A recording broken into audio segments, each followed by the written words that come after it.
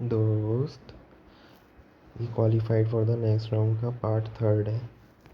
Video को and तक देखना, बहुत ही यूज़फुल इन्फॉर्मेशन मैं इस वीडियो में दूंगा। तो दो स्टेटसेस का मीनिंग जानने के लिए ये वीडियो ज़रूर देखना। Selected for the next round and qualified for the next round, इन दोनों के बीच का फ़र्क जानने के लिए ये वीडियो देखना। साथ ही साथ और नई स्कॉलरशिप के बारे में भी जानने के लिए ये वीडियो देखना, और इम्पोर्टेंट टिप्स के लिए भी ये वीडियो देखना। तो चैनल को मेरे सब्सक्राइब कर दो, आगे हमेशा चैनल का नाम है। वीडियो को लाइक और हाइप कर दो। स्टार्ट करता हूँ मैं शुरुआत से। तो ये बात है 3 से 4 महीने पहले की, जब मैंने HDFC स्कॉलरशिप में अप्लाई किया था। एंड तब मैंने सबमिट किया था, तो मेरा जो स्टेटस था वो सबमिटेड शो हो रहा था। उसके बाद मैंने वीडियो इंटरेक्शन दिया, 18 क्वेश्चंस के जवाब दिए। जो टॉप 3 स्कॉलरशिप्स हैं वो हैं SBI स्कॉलरशिप, जिसका पूरा नाम है SBI प्लेटिनम जुबली आशा स्कॉलरशिप, जिसमें 15,000 से लेकर 20 लाख तक रुपए मिलेंगे। HDFC स्कॉलरशिप, जिसमें भी बहुत अच्छा अमाउंट मिल रहा है आपको, और साथ ही साथ आदित्य बिरला स्कॉलरशिप। ये 3 टॉप 3 स्कॉलरशिप्स हैं। जो मैं स्कॉलरशिप्स के बारे में अभी बताने वाला हूँ वो इनसे अलग स्कॉलरशिप्स हैं, और आपने सुनी नहीं होंगी वो स्कॉलरशिप्स कभी पहले। चलिए तो शुरुआत करते हैं एप्लीकेशन स्टेटस से। तो एप्लीकेशन स्टेटस में दो चीज़ें शो हो रही हैं वीडियो इंटरेक्शन के बाद से। पहली चीज़ शो हो रही है selected for the next round. कुछ बच्चों का directly qualified for the next round भी आ रहा है। ये चीज़ मुझे पता लगी प्रीवियस वीडियोस के कमेंट से कि कुछ बच्चों का directly qualified for the next round आ गया था। तो उसका क्या रीज़न हो सकता है कि directly qualified for the next round आ गया? तो उसका ये रीज़न हो सकता है कि उनकी एप्लीकेशन बहुत ज़्यादा स्ट्रॉन्ग हो एंड उनको मिलने के चांसेस भी बहुत ज़्यादा हों। तो अब हम जानेंगे कि आपको इसमें मिलने के चांसेस हैं या नहीं। आप जानोगे इस वीडियो के तहत कि क्या आपको स्कॉलरशिप मिलने के चांस हैं या नहीं। तो ये देख लो, फ्लो चार्ट पूरा मैंने बनाया है स्टार्टिंग से लेकर एंड तक का, और इसी तरह से सिस्टम वर्क करेगा, प्रोसेस वर्क करेगा। स्टार्टिंग देखो होती है सबमिटेड से। तो जब आप सबमिट कर देते हो उसके बाद आप 15-18 क्वेश्चंस का जवाब देकर पहुंच जाते हो दूसरे पड़ाव की ओर। एक्चुअली मैं इन दिनों KBC बहुत ज़्यादा देख रहा हूँ, तो थोड़ा वही चल रहा है मेरे दिमाग में भी, पढ़ाओ और वो सब। फिर आपके लिए अनलॉक हो जाती हैं दो चीज़ें, या तो आप selected for the next round या फिर डायरेक्टली क्वालिफाइड। जो डायरेक्टली क्वालिफाइड है वो बहुत रेयर है, मान के चलो कि 100 में से 1 या 2 का। तो अब हम बात करते हैं selected for the next round के बारे में। इसके आगे एप्लीकेशन दो तरीके से मूव कर सकती है। या तो आपको यस हो जाएगा, यस यानी कि आपका ये चीज़ फुलफ़िल हो जाएगी और आप डायरेक्टली क्वालिफाई कर जाएंगे फॉर द नेक्स्ट राउंड, या फिर नो हो जाएगा और आप डिसक्वालीफाई कर जाएंगे। ये बहुत बड़ा डिफरेंस है इन दोनों राउंड के बीच का। Qualified for the next round उसके बाद आ रहा है जब आप selected for the next round हो रहे हैं। And qualified for the next round के बाद पता है आपको क्या होगा? स्कॉलरशिप अवार्ड हो जाएगी। एंड अगर selected for the next round के बाद आप आगे वाले राउंड में मूव ऑन नहीं करते हो तो फिर आपकी स्कॉलरशिप डिसक्वालीफाई हो जाएगी। तो इन दोनों एप्लीकेशन स्टेटस का फ़र्क मैंने बता दिया आपको।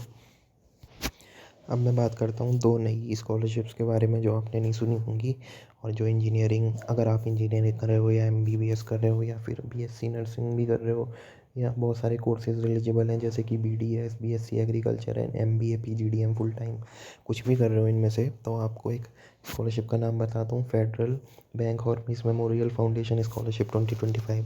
इसकी वीडियो मैंने पार्ट 1 में बनाई है, और पार्ट 2 में जो मैंने स्कॉलरशिप बताई है वो बताई है मैंने प्रियदर्शनी अकेडमी स्कॉलरशिप। उसमें आपको 10,000 से लेके और मैक्सिमम की अपर कैप कोई लिमिट नहीं है।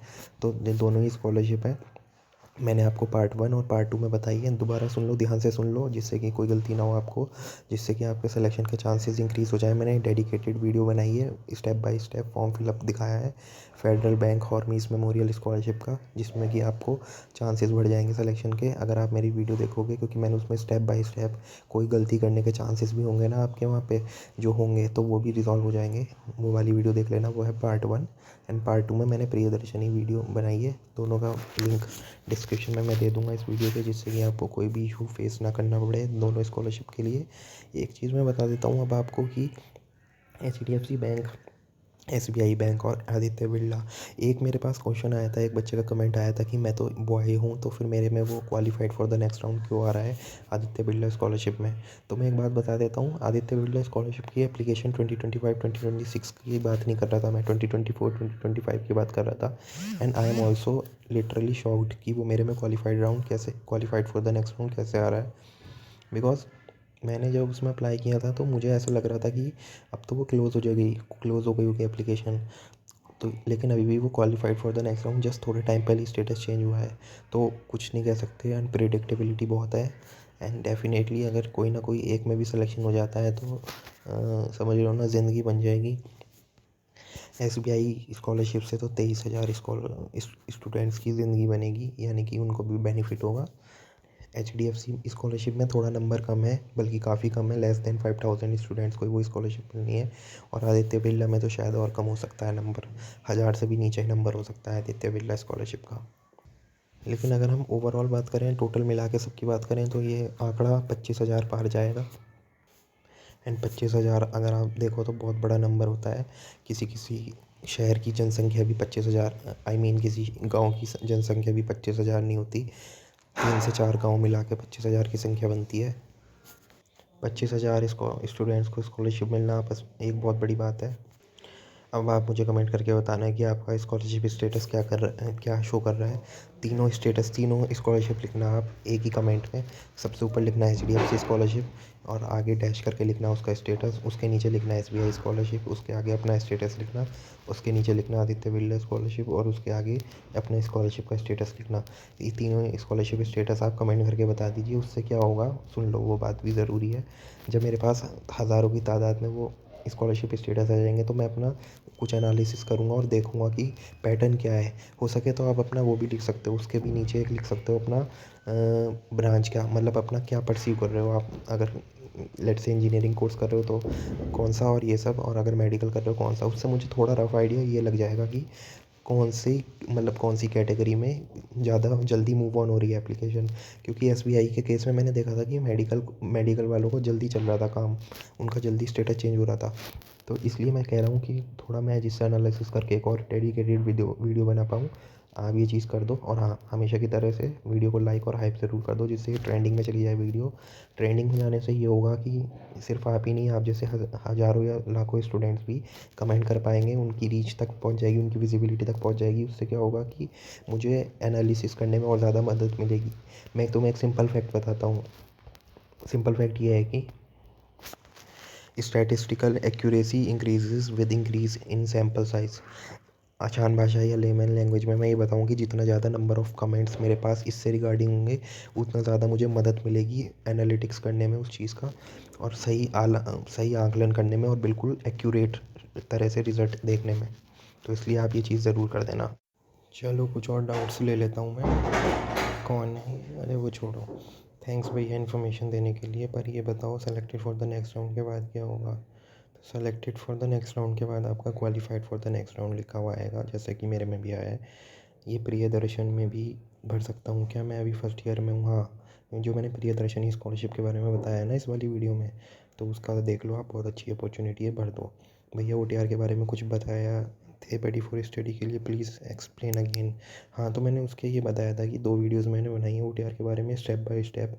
तो वो देख लेना कैसे, और उसमें बताया भी है कि ज़रूरी है या नहीं है। और बहुत इंपॉर्टेंट वीडियो है, स्पेशली फॉर दोस्त जो कि NSP में भी अप्लाई कर रहे हैं और बडी फॉर स्टडी में भी अप्लाई कर रहे हैं। वो दोनों वीडियो देख लेना ज़रूर। और जो खाली बडी फॉर स्टडी में भी अप्लाई कर रहे हैं उनके लिए तो बहुत ज़्यादा इंपॉर्टेंट है वो वीडियो।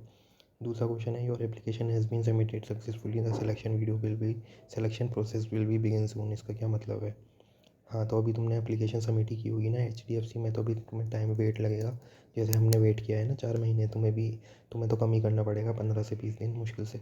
अमाउंट क्रेडिट होने का क्या प्रोसेस है, आई मीन तो डायरेक्ट बेनिफिट ट्रांसफ़र या ये। तो ये चीज़ ना वहाँ पे लिखी हुई है टर्म्स एंड कंडीशन में, वहाँ से देख लो कि कॉलेज या यूनिवर्सिटी या स्कूल में जाएगा पैसा। आई गेस DBT होगा डायरेक्ट।